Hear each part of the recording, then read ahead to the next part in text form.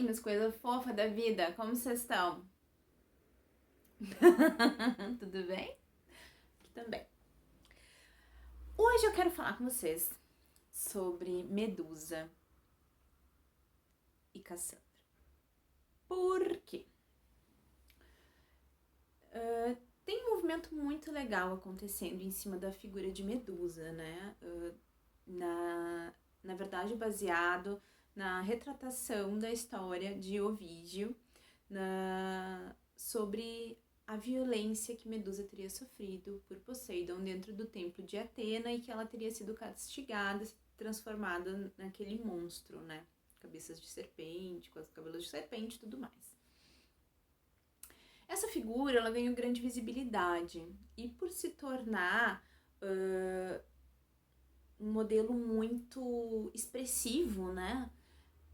Se disseminou essa versão, que é uma versão muito nova. Apesar dela ter sido criada em 43 a.C., ela é uma versão muito nova da história da Medusa, que é retratada antes do século V a.C., ou seja, a gente tem 5 séculos aí de diferença.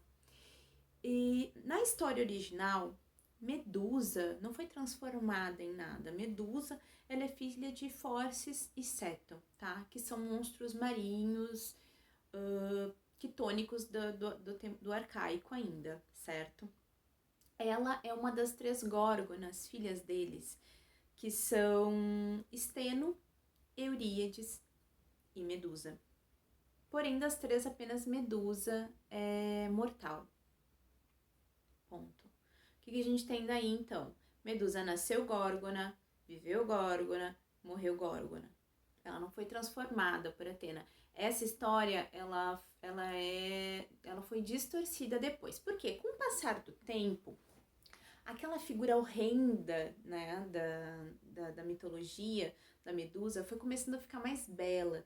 Então eles pegaram aquele monstro inicial, porque a imagem inicial de Medusa era de uma mulher com cabelos de serpente, presas de ouro e asas de ouro também, com olhos penetrantes que transformavam as pessoas em pedra. Quem olhasse para ela era transformado em pedra. Essa é a Medusa, na forma como ela foi realmente escrita.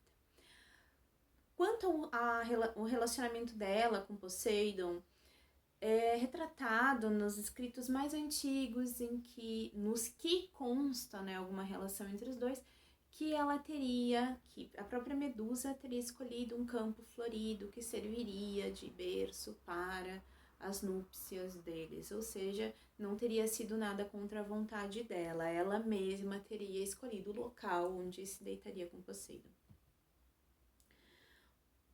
Por que eu digo isso? Porque essa história da Medusa ela tem um fundo, que é da história de Cassandra. Só que Cassandra foi esquecida, e é por isso que eu tô aqui. Cassandra era filha de Príamo e Écuba, que eram os reis de Troia. Uma dos 19 filhas, né, de Príamo e Écuba, entre eles Heitor e Paris, tá? Aquele que roubou Helena. Nós vamos falar sobre eles mais adiante, né, num outro vídeo. Conta a lenda que eles foram a um banquete, né, no templo de Apolo. E lá se fartaram, beberam, se divertiram, foram embora e esqueceram 2 dos filhos. Entre eles, Cassandra. Cassandra teria se deitado embaixo de um loureiro, que é a árvore de Apolo, e dormido, pegou no sono ali. Quando eles chegaram para buscar Cassandra, tinham serpentes, né, víboras, caminhando pelo rosto dela, nas áreas sensoriais, boca, nariz, olhos, ouvidos, e essas serpentes teriam sussurrado segredos nos ouvidos de Cassandra. E ela, então, teria sido purificada por essas cobras. Eles tentaram matar as víboras, mas elas fugiram, então levaram Cassandra embora. Porém, Cassandra começou a voltar para o templo de Apolo e se dedicar cada vez mais a vida àquele deus. Ela cresceu, se tornou uma mulher muito bonita e Apolo ficava muito admirado com a dedicação dela e acabou se apaixonando por Cassandra. Vendo que ela era muito casta, ela tinha passado por aquela purificação das serpentes, ela não tinha esses desejos de carne. Então, ele pensou o seguinte, eu vou ter que fazer alguma coisa para que ela me conceda, né, enfim, né, ficar com ele. Ele chama Cassandra e oferece para ela o dom da premonição, né, que ela se tornaria uma profetisa. Em troca, ela teria que deitar-se com ele. E ela aceita esse trato, né? E então Apolo ensina tudo para Cassandra, faz dela uma grande profetisa, quase tão poderosa quanto o oráculo de Delfos, que naquela época era o maior oráculo de todos, né? Mais assertivo. Porém, passa-se um tempo e Apolo quer que ela cumpra com a parte dela. Ela então diz para ele que não pode, que não consegue e que não vai fazer. Se ele quisesse tirar o dom dela, ela compreenderia, mas que ela não conseguiria deitar-se com ele. Ele fica muito brabo, obviamente, né? Fica furioso com ela, mas não retira o dom da premonição. O que ele faz é ele fala que ela jamais vai ser acreditada. Ela vai continuar tendo as premonições dela, mas ela não vai ser validada. As pessoas não vão acreditar no que ela vai dizer e que as profecias não vão servir de nada para ela.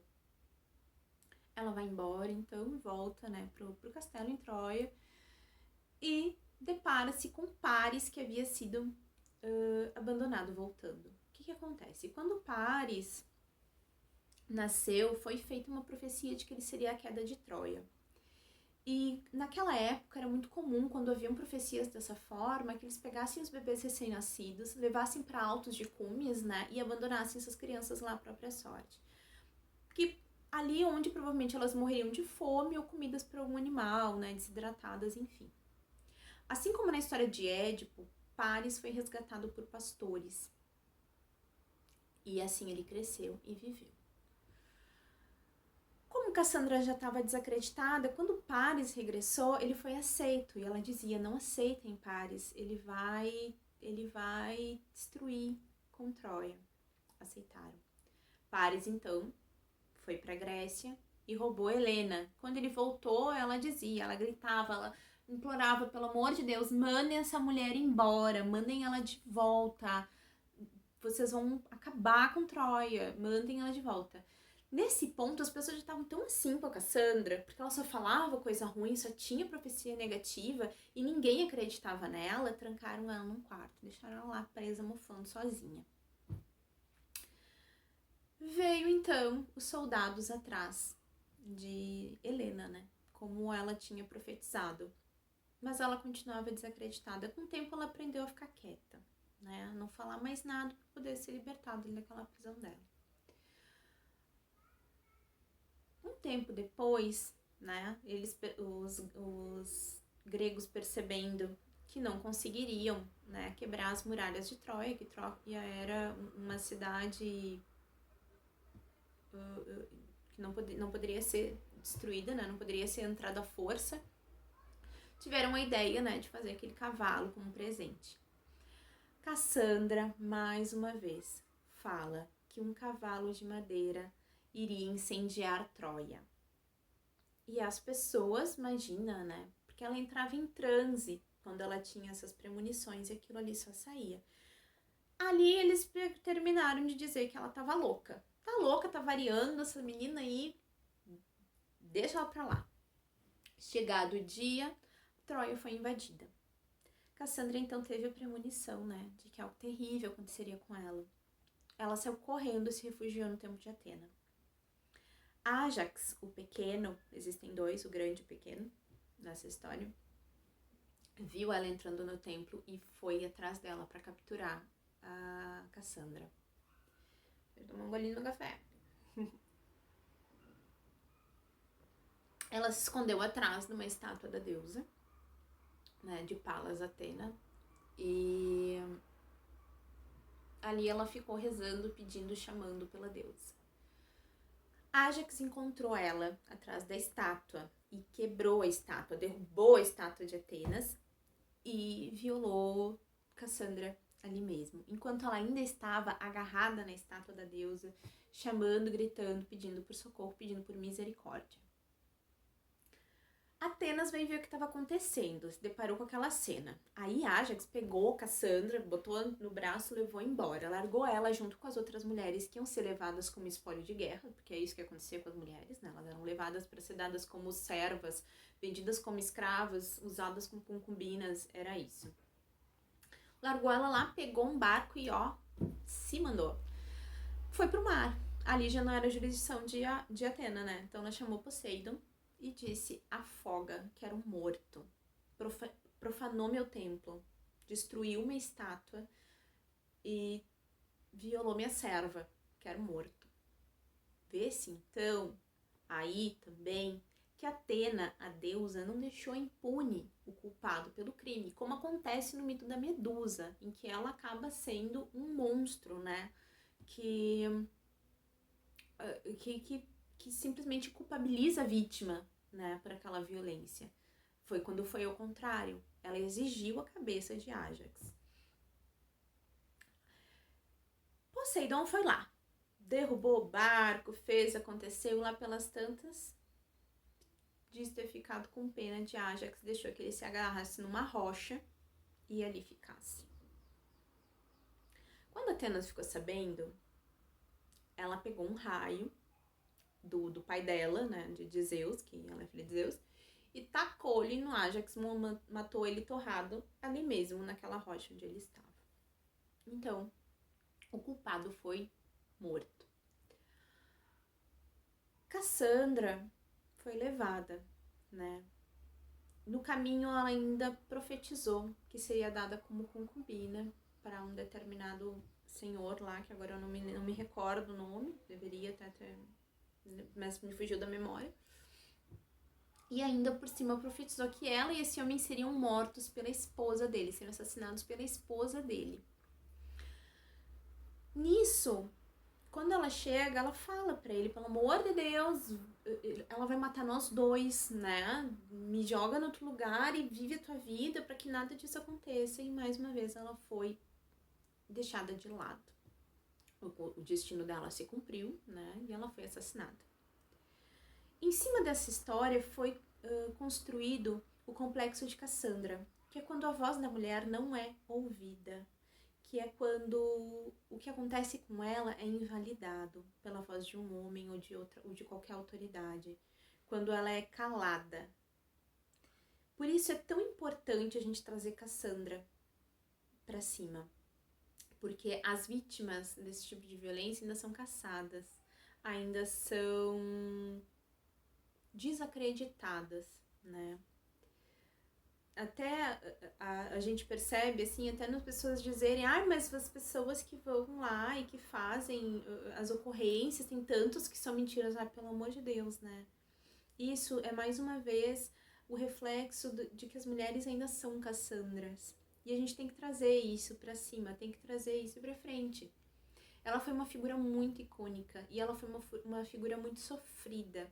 E a história dela foi esquecida, em detrimento de uma versão mais atualizada de uma figura talvez mais expressiva, porque ela não tinha feições diferentes, ela era uma mulher comum, né? Ela era só uma mulher, como se dizia na época, e como em alguns lugares ainda se diz, ainda é só uma mulher. Uma mulher que foi invalidada, que sofreu vinganças, sofreu violências, foi assassinada e esquecida pela história, né? Então, eu não quero invalidar esse movimento que está sendo feito em cima da Medusa, que é muito expressivo. Muitos escultores fazem retratações dela incríveis, né? Inclusive tem uma em que as serpentes tornam-se pênis, né? Na cabeça, e que isso seria o reflexo da violência que ela teria sofrido. Outros dizem que isso são os demônios dela, do desejo dela, que teria feito com que ela criasse, né, essas minhocas na cabeça. nos Estados Unidos foi construída uma estátua de Medusa na frente de um tribunal, né, onde eles julgam crimes sexuais, onde ela estaria numa figura de autoridade, segurando a cabeça de Perseu, que foi o herói, né, que a teria matado, capturado. Também teve que capturá-la contra a vontade. Perseu não tava assim, meu Deus, o que eu vou fazer hoje? Acho que eu vou lá matar Medusa. Também não foi assim, sabe? Ele foi incumbido dessa missão por ter sido enganado por um rei que queria casar à força com a mãe dele. Então tem toda uma história ali por trás de Perseu também, tá? Por que eu achei tão pertinente trazer isso? Quando a gente coloca para saber a história de Medusa, sempre vem esse mito novo. E aí o que acontece? Eles invalidam duas partes. Primeiro, a história de Cassandra, que é a história real e que tem que ser trazida à tona, porque é muito forte, muito condizente com o que acontece, como também fogem a algumas coisas primordiais da mitologia grega, que são as triades. Existem as 3 séries, existem as moiras, existem as 3 faces de Hecate, assim como existem as 3 faces de Medusa, porque são 3 górgonas. E tudo isso tem um fundamento, que mais adiante a gente vai estudar por aqui, tá? Então, eu só queria trazer isso para vocês, um pouquinho mais desse conhecimento, para que nós louvemos Cassandra também e possamos dar voz a ela e a todas as mulheres que são caladas. Beijo no coração.